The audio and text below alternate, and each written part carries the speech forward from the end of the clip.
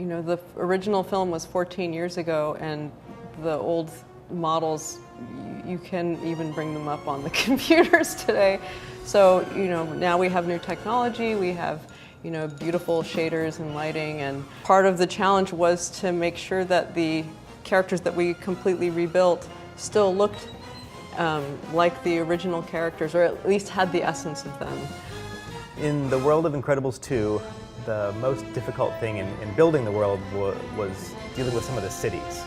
A city being an enormously complex thing. It's, you know, hundreds of thousands of people contribute to what a city looks like, and so trying to build that world for the Incredibles means hundreds of buildings and lots of cars and parking meters and newspaper boxes, and it all has to look like it fits into the world of the Incredibles.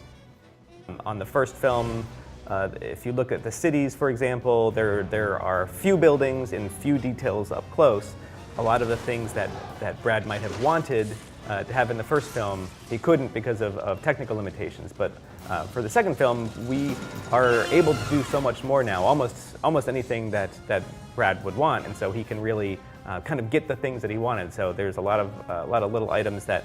So the world of the Incredibles actually is kind of a real world now. It's not a cheat of matte painting and other things. Mm-hmm. This film is actually a real place. Probably Jack is the most, he doesn't look, they shouldn't look that different to an average viewer.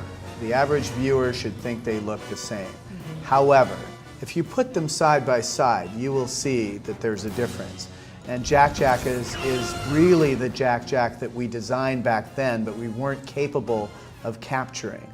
And all of our characters have better controls in their faces, and better hair and better shading. They're really the way we wanted the characters to look when we made the first film. We just weren't quite there yet.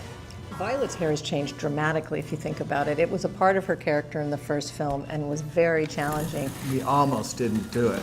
I mean, almost.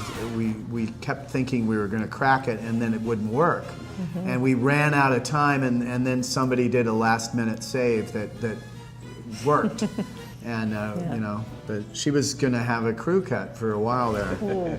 Really short. Yeah. So I think there's a perception that families have changed during that period of time, but there have been a lot of working mothers, I think, and some fathers staying home with kids as well, and a lot of families where both mothers and fathers are I think, spending time with the kids.